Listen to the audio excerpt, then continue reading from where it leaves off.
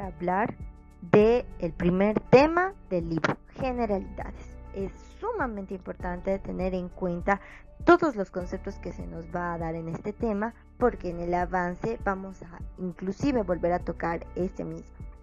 Bien, dentro de generalidades vamos a hablar sobre lo que es la biología como tal. Un puntito clave, no se trata de dónde estés, sino de dónde quieres llegar a estar. Y tenemos a la palabra biología. Biología viene del griego bio y logos, esa unión. Bio significa vida y logos estudio. Entonces, todo lo que termine en logía va a ser el estudio de la primera palabra. Biología es un término introducido por el señor Jean-Baptiste de Lamarck, quien en el año 1800 fue el que introdujo la palabra biología en Alemania, pero con un objetivo. El objetivo de reunir en ella las disciplinas que trataban las formas vivas de la naturaleza. El señor Jean-Baptiste de Lamarck. Bien, como concepto fundamental, la biología es una rama de las ciencias naturales que estudia las leyes de la vida, los seres vivos, la interacción entre estos seres vivos y la interacción con su medio ambiente.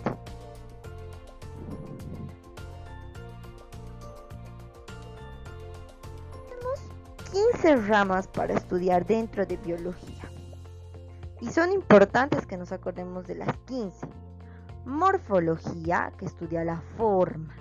Morfología, rama que estudia la forma. Fisiología estudia la función. La genética se encarga de los factores hereditarios. La taxonomía se encarga de la clasificación. Y ojo, taxonomía es muy importante porque necesitamos clasificar a cada ser vivo. La paleontología se encarga del estudio de los fósiles, anatomía como primera materia de primer año de la carrera, va a estudiar los cuerpos, las estructuras, los órganos, a grande. La citología se va a encargar del estudio de las células, la histología, segunda materia de la carrera de primer año, se va a encargar del estudio de tejidos, y ahí tenemos 15, ojo, 15, porque tenemos que llegar a acordarnos de estos 15. Embriología se encarga del estudio del desarrollo del individuo desde que se fecunda hasta que nace. Y ojo, desde que se fecunda hasta que nace, porque una vez que nace ya no es la embriología la que se encarga de su estudio, sino la neonatología. La microbiología se encarga del estudio de aquellos organismos microscópicos como bacterias, hongos y virus. Entonces, microbiología es la madre que se va a encargar de todos aquellos organismos microscópicos.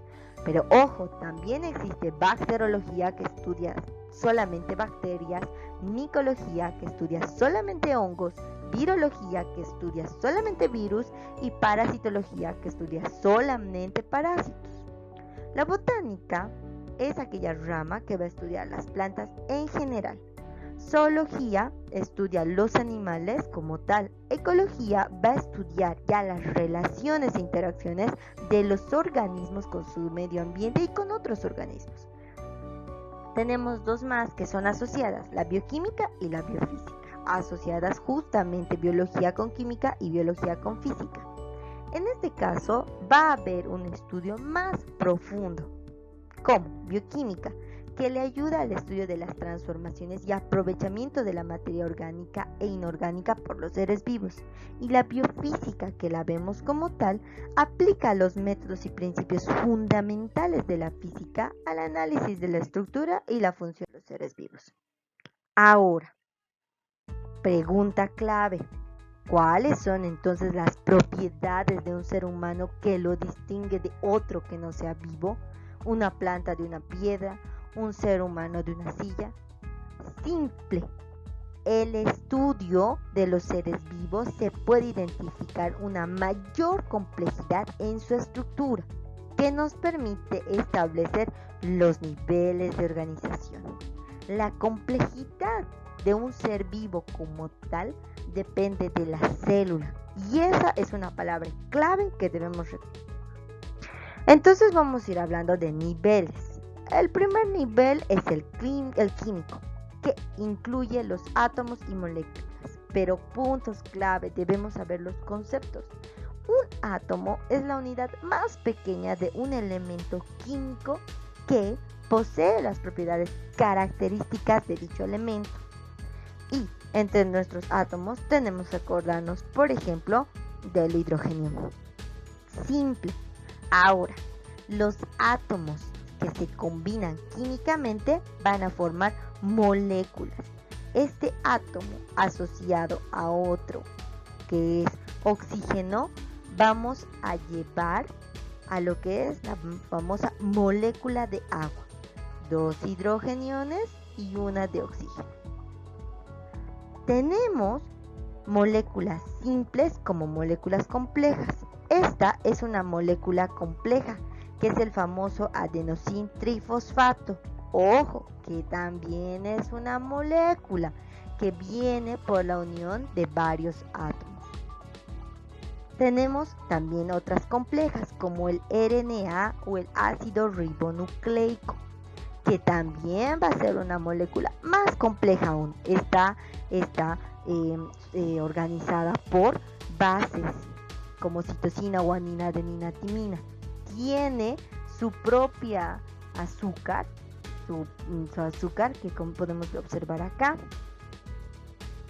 Y otra molécula igual compleja es el DNA, el ácido desoxirribonucleico, más complejo. Entonces, la suma de átomos van a formar moléculas y así es como de pequeñito vamos a ir a grande. En el nivel celular, cuando hablamos ya de nivel celular, es aquella que se ha asociado a estas moléculas y van a formar compartimientos especializados conocidos como organelos. Ojo, la suma de átomos nos ha dado moléculas. Estas moléculas se vuelven más complejas cuando las necesitamos en una célula. Y los organelos son como los órganos del ser humano, pero para una célula. Y aquí podemos ver varios organelos. Aquí está el núcleo, el nucleolo, mitocondrias, lo que son los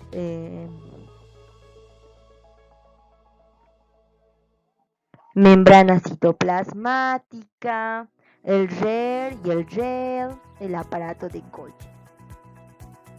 Entonces, a nivel de celular vamos a hablar de células. La célula constituye la unidad, estructura funcional y genética de todo organismo vivo, capaz de llevar a cabo todas las actividades necesarias para la vida. Entonces, la unidad básica fundamental es la célula. Ahora, se pueden clasificar en unicelulares y multicelulares. Un organismo puede ser unicelular o multicelular. Nosotros somos organismos multicelulares porque tenemos células, 75 billones de células. Ojo, eso es para acordarse. Entonces sí somos organismos multicelulares. En el caso de los organismos celulares, son muy simples, van a contar solo una célula y dentro de esa misma célula también algunos constituyen organelos, algunos tienen membranas, otros no, otros se constituyen por paredes y etc. Nosotros multicelulares. Y estas son para recordar los organismos unicelulares, bacterias, algas unicelulares, protozoos, hongos o levaduras. Continuando con el nivel tisular, tenemos que tener en cuenta 4 tipos de tejidos. Primero, nivel tisular, cuando las células con propiedades semejantes se unen para formar tejidos. Suma de células, tejidos. Ojo, que nosotros como seres humanos tenemos 4 tipos de tejidos. De estos 4 tipos de tejidos van a venir otro conjunto de tejidos, pero con la propiedad ya sea de tejido conectivo, tejido epitelial, tejido muscular y tejido nervioso. A nivel de órganos, nosotros vamos a juntar los tejidos y estos se van a disponer de tal manera que van a conformar estructuras de mayor complejidad. Estas estructuras, esta suma de tejidos de mayor complejidad van a dar lo que conocemos como órganos. Y la suma de órganos nos van a conformar ya sea sistemas o aparatos. Ojo, vamos a tener lo que es el sistema óseo, el sistema muscular, el sistema circulatorio, el sistema digestivo, el sistema urinario, el sistema nervioso, el aparato reproductor femenino o aparato reproductor masculino, el sistema linfático, el sistema hormonal, el sistema respiratorio. Ahora, punto clave, después de haber hecho la sumatoria, ya sea de nivel subatómico a nivel atómico, la suma de átomos a nivel molecular, moléculas complejas van a formar lo que son organelos, los organelos en conjunto van a formar unas células, las células en conjunto van a formar tejidos, la sumatoria de tejidos complejos van a darnos órganos y el órgano como tal nos va a unir para juntar sistemas o aparatos. Estos van a trabajar de manera coordinada, con precisión y van a conformar en un conjunto complejo llamado, conocido como el hombre. Este también va a interaccionar con otros organismos, con otras especies y vamos a conocer aquí los niveles de organización de la materia. Subatómico atómico, el atómico sumado molecular, las moléculas macromoléculas van a darnos organelos, estos organelos van a conformar células, estas células van a conformar tejidos, estos tejidos órganos, los órganos aparatos o sistemas, la coordinación y el trabajo de ellos un individuo. Este individuo va a formar poblaciones, esta población va a interactuar con otras poblaciones formando las comunidades interaccionando van a formar lo que es un ecosistema y ya tenemos la biosfera. Entonces en un total de 10 niveles, el que le seguía era el nivel de la población, conjunto de organismos de la misma especie que viven en determinada área geográfica. Nivel de comunidad, conjunto de diferentes poblaciones que viven en un área definida o que la habitan. Nivel de ecosistema, comunidad de seres vivos cuyos procesos vitales se relacionan entre sí y desarrollan una función de los factores tanto físicos del mismo ambiente. Nivel ya de biosfera, también llamado ecosfera, está constituido por todas las comunidades de organismos vivientes en la Tierra. Entonces, esta organización de los seres vivos la tenemos que clasificar. Y este es el término clave para su estudio, la taxonomía. Es la división de la biología, ¿recuerdan? Que estudia la identificación y clasificación de los organismos. Los organismos se clasifican utilizando una serie de jerarquías. Y aquí los tenemos. Dominio, reino, filum, clase, orden, familia, género y especie. Los que más nos vamos a acordar acá van a ser género, especie y el dominio. Entonces, empecemos. Las principales categorías utilizadas en el sistema taxonómico son, repetimos, dominio, reino, filum, clase, orden, familia, género y especie. 8. Los dominios hasta ahora son el Eukarya, el Arquea y Bacteria. Tenemos 6 reinos: el reino animal, el reino vegetal, el reino protista, el reino micota, el reino Arqueobacteria y el Eubacteria. Y es importante tener esto en cuenta. ¿Por qué? Porque antes solamente eran 2 reinos, animal y vegetal, y pare de contar. Pero se hizo investigación de ciertas características que no pertenecía un ser al reino animal o al reino vegetal. Por eso es que se crean en total hasta el día de hoy 6 reinos. Ojo que los virus no son considerados seres vivientes, son acelulares, por tanto no son considerados un reino como tal. Ahí tenemos en un ejemplo de nosotros como seres humanos, el famoso Homo sapiens. La especie es solo sapiens. Nosotros pertenecemos al reino animal, nuestro filum es cordados, nuestra clase es mamíferos, así que ojo, si somos mamíferos, nuestra orden es primates, nuestra familia homínidos, nuestro género Homo y sapiens. Recalcando, dominio, reino, filum, clase, orden, familia, género y especie. Y otro punto clave, como pueden ver acá, especie siempre va a ser con minúscula. Nunca pueden escribirlo con mayúscula. Ojo.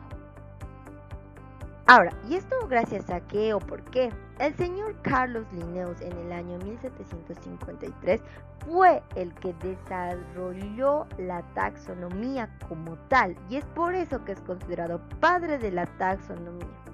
Él establece que el nombre científico consiste en género, comenzando con la letra mayúscula, y especie en letras minúsculas. Ambos nombres en cursiva o, en caso de no tenerlo, subrayado.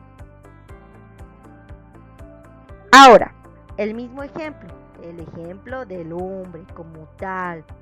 Nosotros pertenecemos al dominio Eucaria, nuestro reino animal, nuestro filum cordados, nuestra clase mamíferos, nuestra orden primates, nuestra familia homínidos, nuestro género Homo y para acordarse especie sapiens. Entonces, ¿cómo se escribe? En cursiva o subrayado. La primera con mayúscula, la segunda con minúscula. Estábamos hablando de los reinos. Antes, con Aristóteles, solamente se determinó dos reinos y par de contar, el reino animal y el reino vegetal. Sin embargo, había ciertas características en las células de estos seres que no pertenecían ya sea al reino animal o vegetal. Es por eso que para el siglo XIX, Ernst Haeckel, y acuérdense la palabra Haeckel, su apellido, creó el tercer reino, el reino protista, que dentro de este incluyen organismos unicelulares con aspectos intermedios entre plantas y animales, pero son organismos unicelulares y ya sean plantas o animales son multicelulares, por tanto no encajaban dentro de este reino. Haeckel crea el tercer reino, el reino protista. El cuarto reino establecido fue el reino Monera, que abarca bacterias y algas verdes azuladas. Pero ustedes dirán, estas también son organismos unicelulares, ¿por qué no entrar dentro de protistas? Porque estos tenían una característica principal en su conformación por células, eran procariotas. Pro significa antes y cario significa núcleo. Significa que estos organismos procariotas no contaban con un núcleo celular definido ni organelos. Por tanto, no encajaba dentro del reino protista, que si bien eran unicelulares, sí tenían su núcleo y sí tenían sus organelos. En cambio, en el reino Monera, no. Por eso se crea el reino Monera, porque su característica fundamental eran ser procariotas. Para el año 1969, Whittaker separa a los hongos de las plantas del reino vegetal. Así se conforma el quinto reino, el reino fungi. Carl Woese es un microbiólogo que propuso a partir del año 1977 la necesidad de separar el reino Monera en arqueo y eubacterias. A pesar de que eran células procariotas, necesitaban ser separadas, ya sea de verdaderas bacterias o de arqueobacterias, dada la enorme diferencia bioquímica existente entre ambas. por eso que nosotros hoy en día tenemos 6 reinos divididos en dos: las procariotas y las eucariotas. Las eucariotas contamos con el reino Plantae, Fungi, Animal y Protista. Y en el caso de las procariotas, recuerden que no tienen núcleo, contamos con las bacterias y las arqueobacterias.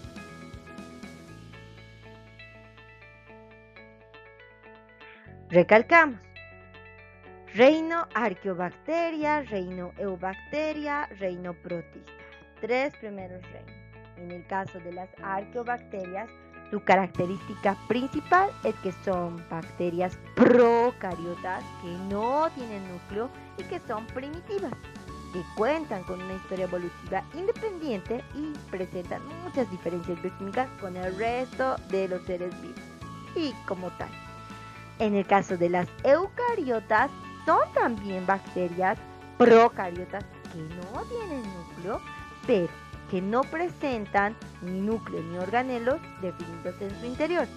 Ahora, la principal diferencia con las arqueobacterias es que las eubacterias cuentan con peptidoglicanos en su pared y una secuencia de diferentes nucleótidos en su RNA de transferencia.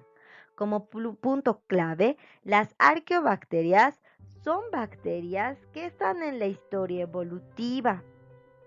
Son bien simples y a su vez sobreviven. En cambio, las eubacterias, a pesar de tampoco presentar núcleo, estas cuentan con ciertas moléculas como los peptidoglicanos en su pared celular que le dan una capacidad a esta de sobrevivir y de ser dentro de estas eubacterias aquellas que pueden producir enfermedad en los seres humanos. En el caso del reino protista, recordemos, están compuestos por protozoarios, algas, mohos acuáticos y mohos viscosos.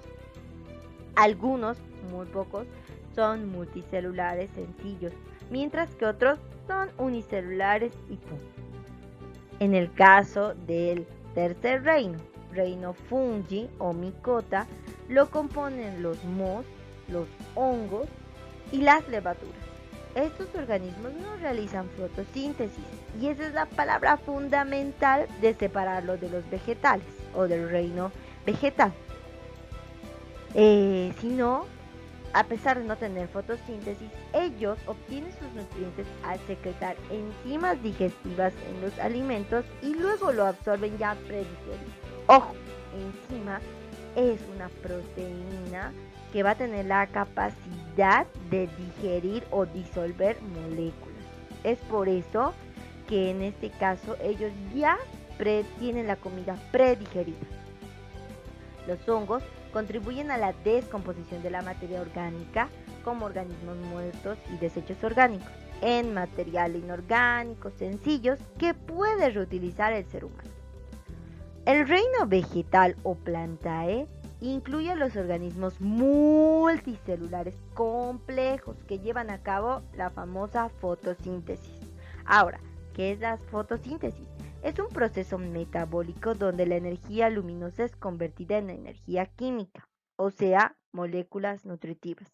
A diferencia del reino fungi que no logra hacer fotosíntesis, el reino vegetal obtiene su energía, su alimentación, sus moléculas nutritivas por este proceso metabólico conocido como fotosíntesis. Nosotros entramos dentro del reino animal, no podemos realizar fotosíntesis. Estamos constituidos por organismos multicelulares que no logramos producir nuestro propio alimento, así que necesitamos de otros organismos para nutrirnos como tal. Recalquemos, tenemos 6 reinos: el reino animal, el reino fungi, el reino plantae, el reino protista y los procariotas, el reino arqueobacteriae y el reino bacteriae como tal, o eubacteriae. Recalquemos, actualmente los virus no forman parte de ninguno de los reinos descritos, pues se tratan de organismos acelulares. A significa sin, acelular, sin célula, que necesitan más bien de una célula para ingresar en la misma y recién poder replicar. Que si bien están compuestos por un material genético, si llevan su DNA o su RNA, necesitan de una célula para poder reproducirse. Por tanto, no comparten características propias de los seres vivos.